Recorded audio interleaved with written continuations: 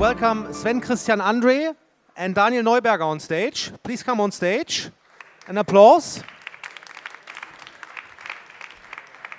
So Sven Christian is called Scar when you work together with him, and probably when you get to know him a little bit better, you can call him Scar as well. So he's a very interesting personality. So he's managing director and CDO of the Klingel Group, but he's a techie by heart, I have to say, and it's a good project and a good overall team structure there. And in this team, there's also Daniel Neuberger, head of product for Talent Formation. And Talent Formation is a specialized agency which collects senior freelancers and allocates them to transformation projects like this one.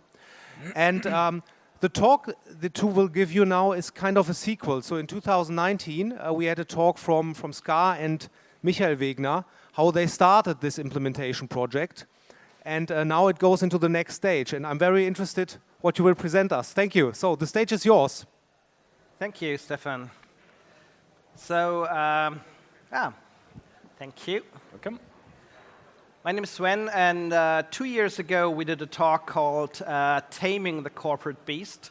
And I don't know if anybody has been in that talk at Digitale Leute 2 years ago. Anybody? There we have someone. And today we're going to do a talk about riding the corporate beast, because that's just the next step, and I'm pretty sure that we'll try to do a talk in 2 years about flying with the corporate beast, but there's some work to be done until then. A quick retrospective of what we have talked about 2 years ago. But first of all, Klingel Group, most of you won't know us. We are a large multi-brand, multi-channel retailer, and you don't know us because our target group is 55, 60 years plus. We have individual brands with the average age of 74 years, so rather older people, which is a very interesting target group to us. And the company is 100 years old. We do around €1 billion in revenue. And at the moment, we have a tech organization of about 250 people, internal and external. So it's quite a tech company, and it got a tech company in the last 4 to 5 years based on what we're talking about today. Overall, when we've done the talk 2 years ago, we've done something that seemed impossible to us. It was totally not impossible to somebody else. But at that point of time, within the company, we were in a situation where we just failed with all large projects, IT projects, but especially IT projects. And therefore, we were in a situation where we were thinking basically to very small projects and not take too much risk. And what we have been talking about and will be talking about today is the total opposite, that we manage with partners and with a totally different approach to successfully run a large project. Overall, we migrated, nowadays it's 57 e-commerce shops from 2 legacy platforms into our own platform that was built by the teams in around 15 months. And with the complexity of 15 brands within 12 countries, you can imagine that this is not an easy task. And with our target group being older people, not too online, not too digital, it makes it even harder. But the hardest part of all that was dealing with the organization, because 100 years old, traditional retailer, and so a lot of the things that we did were to deal with the organization itself. There are 2 things that are important for me. One of them, because it just helped so much, was using the approach of the walking skeleton. The walking skeleton is a way of building software and having that software work within a very short period of time, and then adding muscles and all the stuff that is needed. And for us, the walking skeleton, when we started the project, not knowing if we are able to really succeed, was we have 15 brands, just start a 16th brand, which was called Taschenherz, which was just built to prove that we were able to run a shop and to build a shop.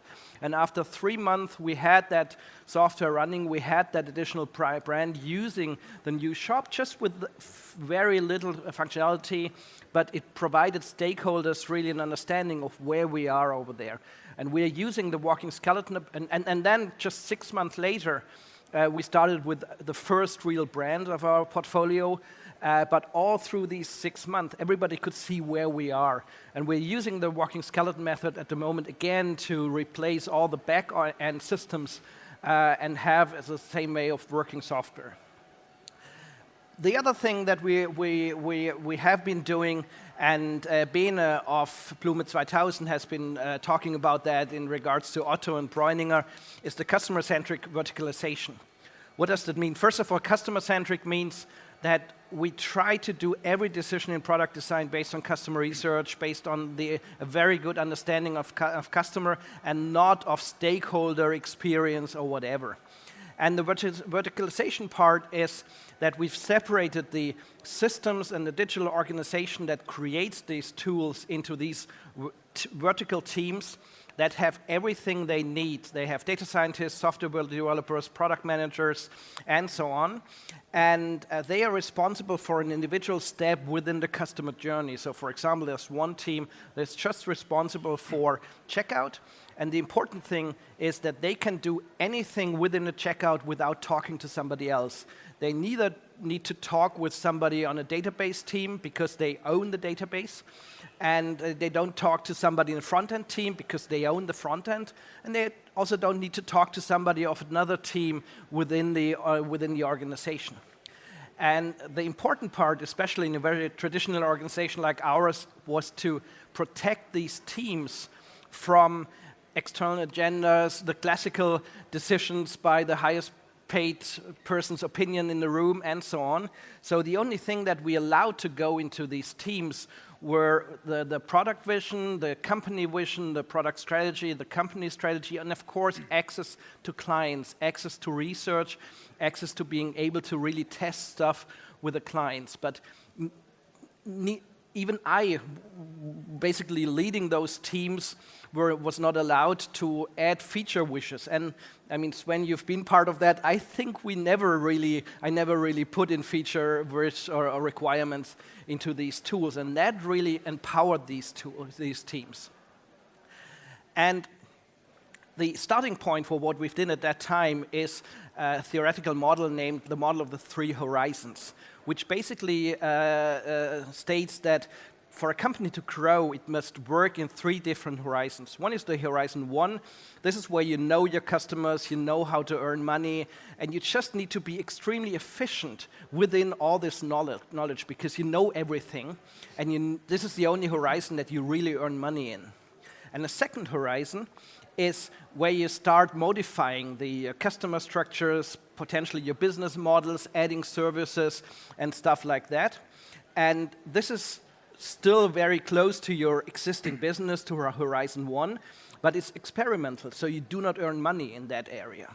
This is why you need to earn a lot of money in Horizon 1 to fund stuff in Horizon 2. And the third horizon is basically about securing long-term bets in a cheap way, so trying stuff out that might help your business in 5 years or in 3 years without being too expensive at that point of time.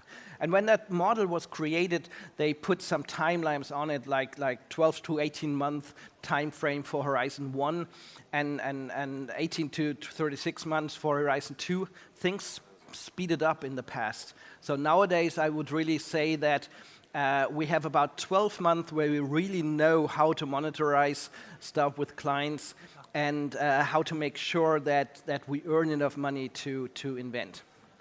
We will focus on Horizon 2 today because that's the most interesting part for us.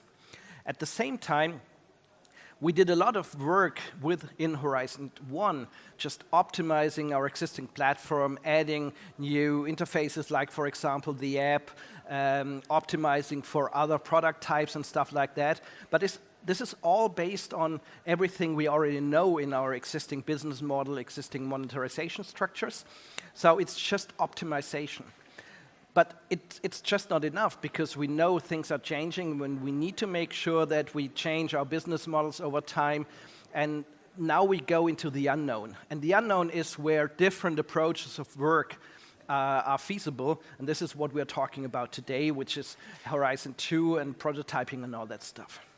So with these words, I would hand over to Daniel. Thank you. So let's talk about this unknown thing. So we're talking about the beast we are riding, the beast we are taming. What's the beast? What are we talking about? And you can already see it here. We talk about complexity. There were different talks also today where we were talking about complexity, and it's a major topic, I think, for us in technology sector. And it's all around us. So we are sitting here in social distancing. Nobody would have known that something like that is going to happen.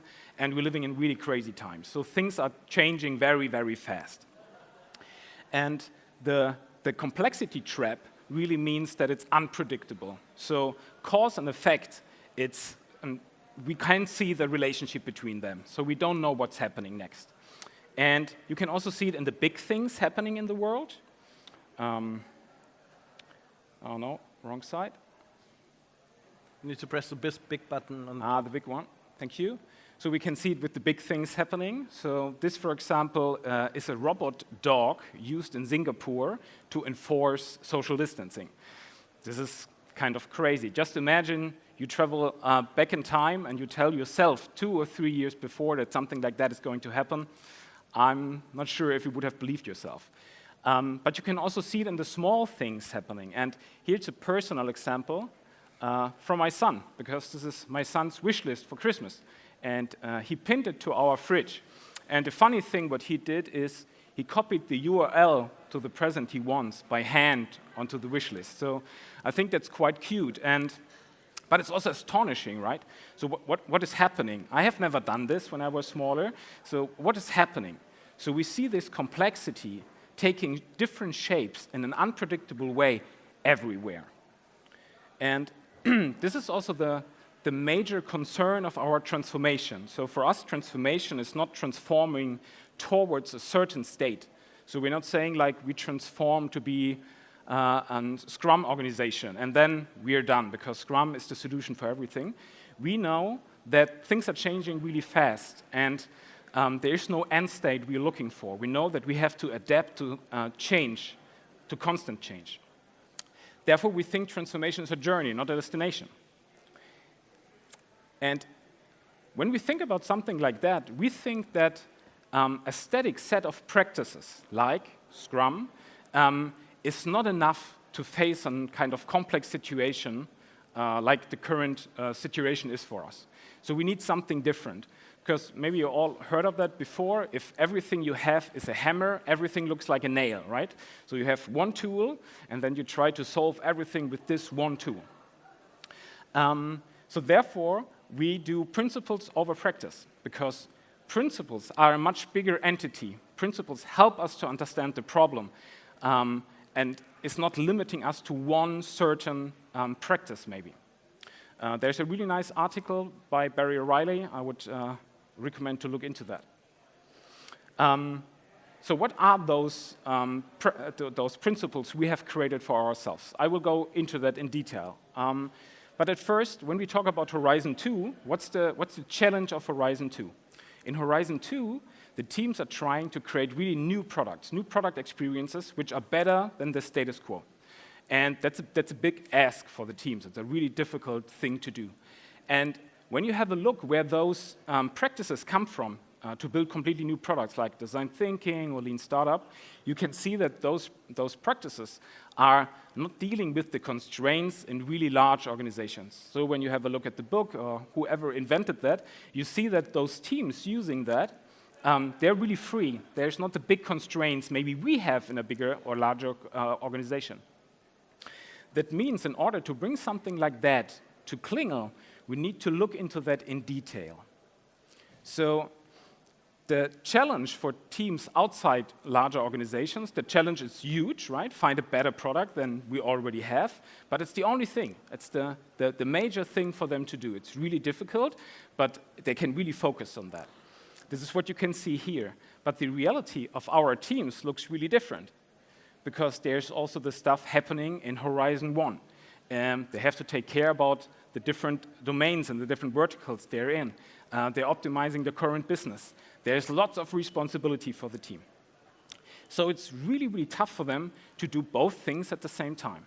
And this is also something we we figured out in the last time that it's quite difficult for the teams to do that. And for us, it's like, why is that so difficult? So we tried to understand where the challenges for the team are. And of course, one thing is obvious. It's many responsibilities at the same time. But there is something more. We figured out that when the teams can prioritize pretty freely between Horizon 2 and Horizon 1, they also prioritize Horizon 1 a lot. Why is that? And we see that Horizon 1 is eating Horizon 2 for breakfast. So most of our roadmaps, there's not a lot of H2 stuff on there. Why? When you have a look into the practices behind that and what we try to achieve with the different horizons, it becomes pretty clear, if you look into that in detail, that those things are really different. It's really different disciplines. And we use a kind of mountaineering analogy here. For us, Horizon 1 is kind of an environment where you try to minimize risk. And we use this mountaineering example here. It's kind of, you're living in a valley and you have everything what you need in there, and everything is optimized for you. Everything is in reach what you need. And Horizon 2, and the goal of Horizon 2 is really to create something new. That means you have to go into the unknown, and unknown is always the same thing like risk, because people are conservative in regards of new experiences, and it's not easy to find something which performs better than what you already have. That means you have to seek risks. That means the team working in H2 is really trying something big and bold, something completely different what we maybe already have. And this is a really big insight for us to really understand, like, why is it challenging for the teams to do Horizon 2? Because it's two different kind of jobs, and it's really hard to switch between them. And that brings us to one of our guiding principles, because one of our guiding principles is to say, like, we want to use the right tool for the job. We don't want to be limited to just having a hammer. We want to have lots of tools at hand to really solve any kind of situation we are going to face. So we are differentiating between those two environments. So an H1 environment, where we minimize risk, the mantra behind that is we build to earn. So the team's building something, they're really putting something out there, exposing it to lots of customers, that we're generating money with that. The approach in regards of technology is we need to build something which is scalable. It's shippable. It must be highest quality in order that we can put it out there to thousands and hundreds of thousands of customers. And a really great process to do that is Scrum. Works really well. In H2, on the other hand, we're not building to earn just right from the spot. We are building to learn. The things we are putting out there, the prototypes we are building, they should generate learning. And we are prioritizing prototypes which are maybe crazier than whatever we maybe would do in H1, because the learning curve is much higher. And the technology approach is also different. I don't want to build scalable software. What I would like to create here is really fast, lightweight prototypes. So maybe we need another tooling. And the process is also really different. So Scrum is too slow when we have an iteration with customer very, very fast, where we validate our ideas. So 2 weeks of planning for Scrum, for example, when you do a normal Scrum iteration, it's too slow. I would like to change the concepts and the prototypes within days. So we figured out that Kanban and design thinking is a really good mixture for us in order to do that. I would guess, and I've seen that at other companies before, without the guiding principle, using the right tool for the job, maybe we would have started just optimizing Scrum and saying, like, okay, how can we change Scrum in order to also squeeze H2 into that? And I've seen that before. It's really, really hard, because it really changes what Scrum is for. Potentially, just to add something, in the same way, it is really dangerous to try to use tools that are optimized for H2 in H1, because in H1 you have a high level of certainty what you're doing, so you don't need to do a lot of things that are built to really deal with uncertainty and the unknown areas. So in the same way as we need to protect H2 from the tools of H1, we need to do it in the other way around to be as efficient as possible in H1. Yeah, and just imagine when you have two really different tasks to do, and you have to switch between them. It's quite hard to just move, right? So I'm a father when I'm coming from my job, and I'm kind of, in the job you have to be effective and everything needs to be in time, and then you're at home with the kids, not going to work. It's really hard to switch that. And it's the same thing what you see with the teams as well. So what we are doing, and that's the kind of strategy behind that, is we would like to enable the teams to really easy switch between those two different product modes. Because at the moment, and that's another mountain analogy we're using here, it's high effort for them to set up this second environment because it's so new, it's not there yet.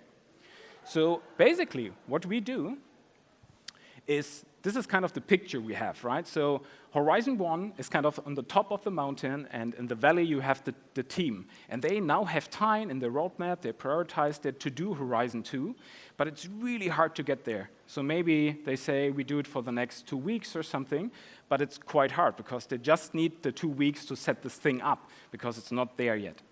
So our strategy in order to deal with that is to say, okay, we are setting up some base camps for them. We need to help them to get to the mountaintop. And for example, Horizon 2 means that validation with customers it's the main part, it's essential. Of course, in Scrum, you're doing lots of user testing, it's all there, but for Horizon 2, it's the major thing. So we need to make it easier for the teams to talk to our customers. And this is the 2 base camps, for example, we're setting up. The first base camp is, if you're working on prototypes and on concepts, it must be really easy for the teams to talk with customers about that, showing the concepts, getting direct feedback. So we're setting up a test lab, for example, that the teams can just go there and show their concepts without organizing the stuff themselves. And the second base camp is also live data prototyping. So we would like to create something really new, and we would like to replace what is already there. That brings lots of risk. What is when the new thing does not perform as well as the old thing? So we need also to put some quantitative validation in place. So we need the right tech in order to test the prototypes we have with a higher amount of customers. And this is also something, it must be easy for the teams to do that. Build a prototype and then really easily test it with clients. If the layer between the teams and the customers is too thick, it's too much effort for them to do. Then they will prioritize more Horizon 1 stuff because it's just too hard for them to reach the mountaintop.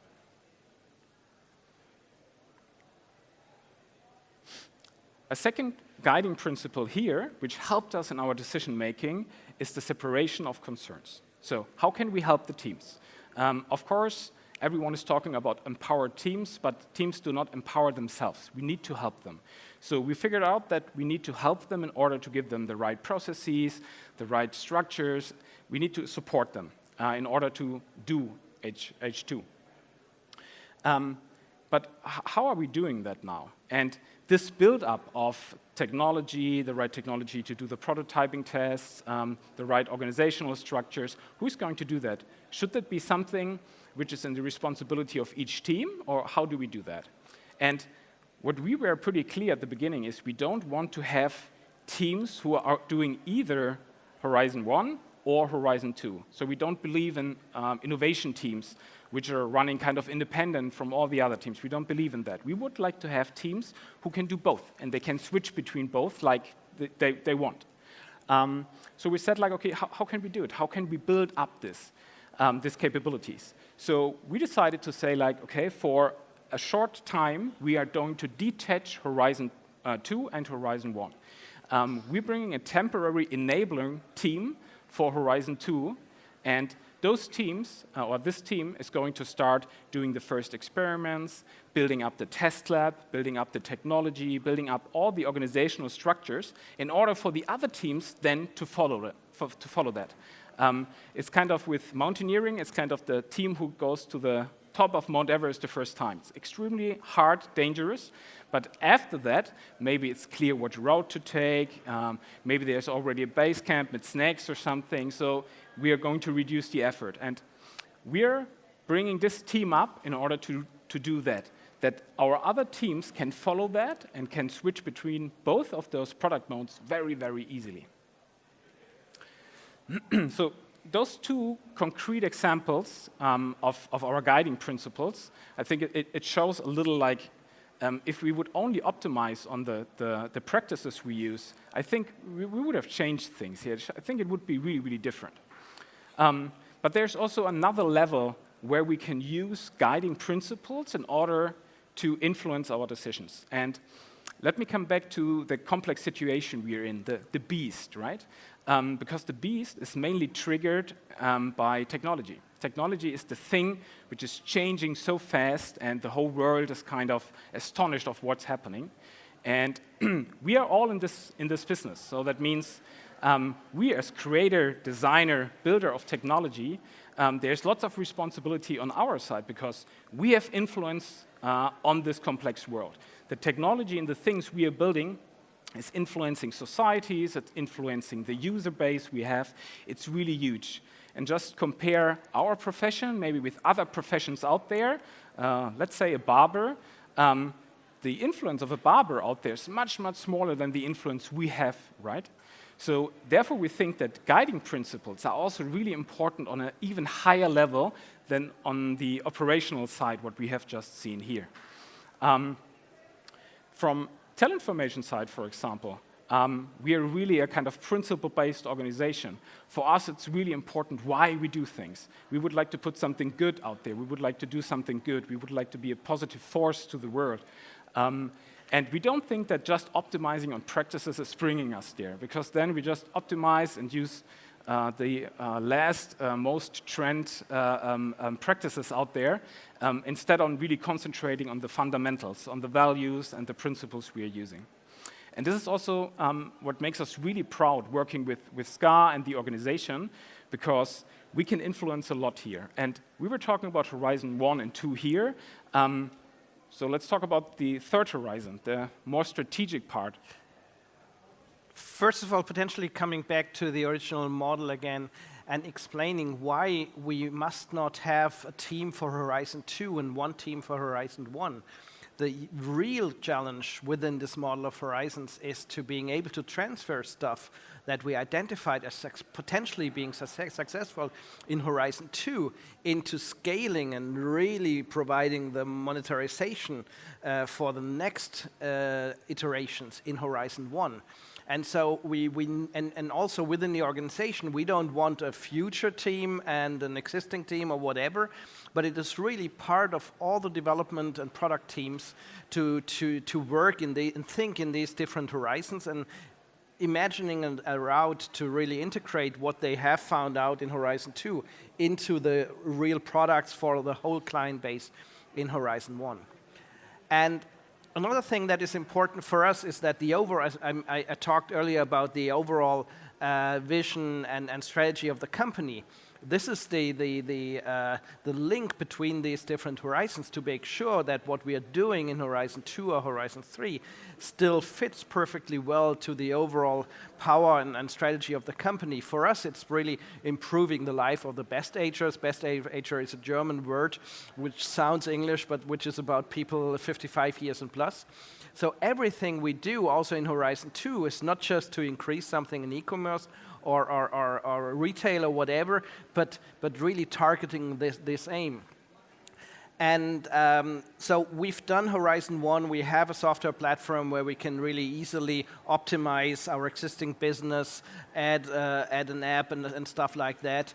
We have started to create these Horizon 2 teams that enable us to do really cool new stuff and validate it easily. And it's really amazing, the first things that we've seen coming out of these teams.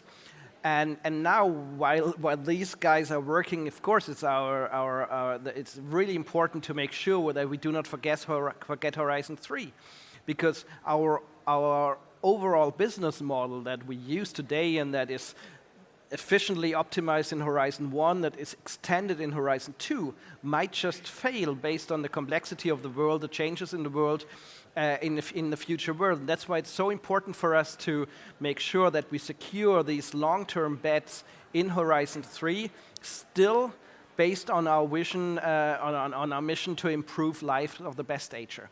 So this is what we're doing now, trying to find a way to provide those teams to look even into Horizon 3, or add additional capabilities to deal and to secure bets in the long run. So this is basically how this model of the three horizon helps us to organize our structure, how we use guiding principles in all three horizons. In fact, we have formalized our digital strategy with guiding principles. So this helps really people to decide if that fits into the overall strategy. As I said, we are about 250 people at the moment, and we, of course, would like to be 300 people. So if you would like to join a traditional company changing to a real tech company, just contact us, would be great. Thank you. Thank you very much. And as I said, in 2 years, we're going to have the Flying the Corporate Beast. Yeah, okay. So 2 years, you say, or next year? I'm the one who does the milestones so fast, usually 2 years. Okay. So we have some time left for question and answers. Do you have questions for these two guys?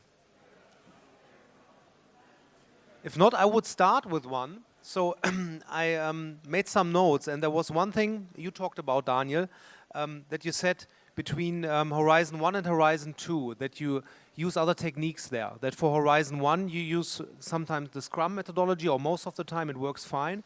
And for Horizon 2 things, for the prototyping, you use Kanban and design thinking. Can you explain this a little bit, what you do exactly there? Mm-hmm.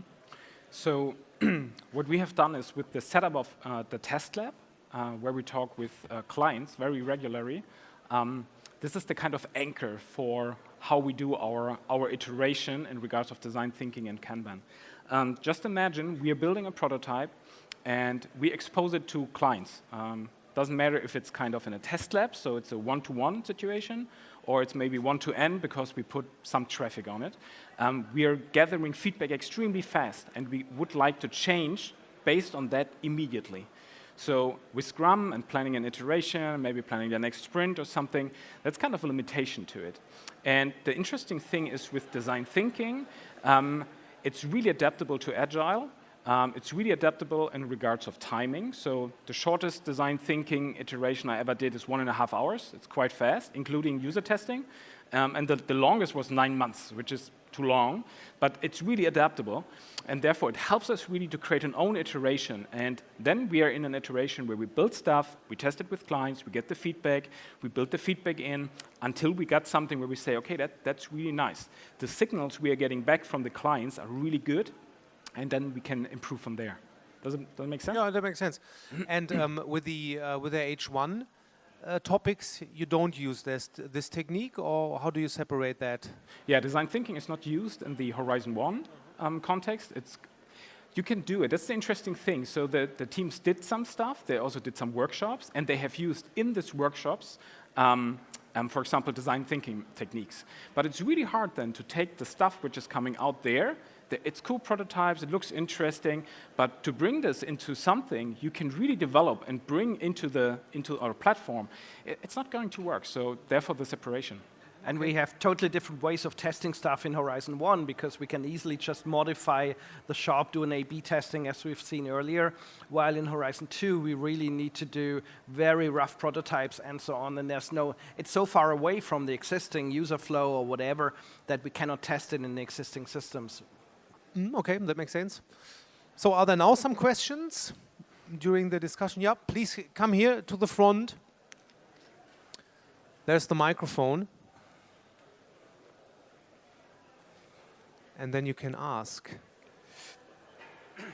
Thank you for the presentation. You're saying that you've got verticals, teams, and you're saying that they are working in Horizon 1, 2, 3. And what you always also saying was that you do not want to have future teams, but a team is a PO and some dev and some UX probably and some analysts. And do the same persons work at the same time at Horizon 2 stuff and 1 stuff? Or are you having still enabling teams? Because there's just 8 hours to work. Yeah, so they cannot work in H1 and H2 at the same time. But as mentioned earlier, the switching between these two modes needs to be pretty easy. So they need to be able to really take 3 sprints out where they just do maintenance work on H1 stuff and switch to H2. And that's why we are building up an infrastructure that it makes it pretty easy for them. And of course, we're coming back to protection. As the teams are protected from hierarchical requirements and stuff like that, they can decide on that. In the past, it has been just too hard for them to do the switching because it was too hard to really move to an H2 model and really try out prototypes, doing design thinking workshops. And again, it might be that a team might separate for some phase with a couple of people doing H2. This is what the teams can decide. Our job is really to make sure that it's really easy for them to switch to H2 and switch back to H1 again. Thank you. Can you just maybe, what is composition of a team? Is it one PO? Is it more of? It's usually one product owner, and it might be another product manager in there, because it might be that we have 2 product managers, because there's a specific part of the team where you have another specialized person.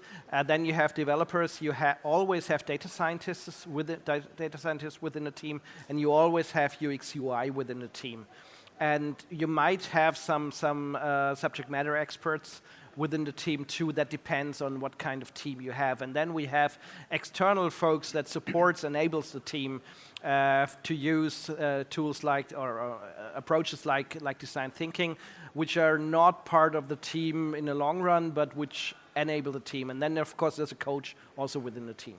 And last question, thank you very much so far. And does the whole team then going on Horizon 2 topics, or is it the whole team? If possible, the whole team. That's the goal, because the whole team needs to really understand the Horizon 2, and it just shouldn't be that somebody is staying in the base camp. Thank you. Thank you. Yeah, maybe just a short addition to that, because there are practices out there where you can do exactly that. That you say, like, there's just a part of the team is doing discovery or H2 work, and the rest of the team is concentrating on H1. Based on my experience, it's extremely hard to do with teams. It's extremely hard to manage. So we would recommend just the whole team is doing H1 or H2.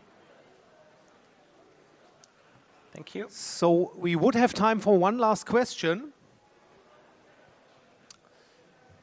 Yeah, there is one. Cool.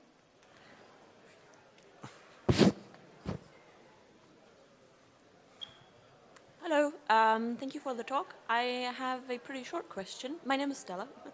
And that would be this whole model of the horizons. Is that something that you came up with, or is it a model that already existed? No, it exists since some time. I think McKinsey came up with it sometime, which might be the only good thing McKinsey came up with overall. But McKinsey came up with it, I think, 20 years ago, and then it was kind of adapted by a couple of other companies. And I'm always surprised that it's not so well known, because it's really very simple, and it provides a lot of guidance in choosing the right tools, because again, using tools for Horizon 2 in Horizon 1 might be the least efficient way to do stuff, and so on. But you can read about the model of the 3 horizons on the internet.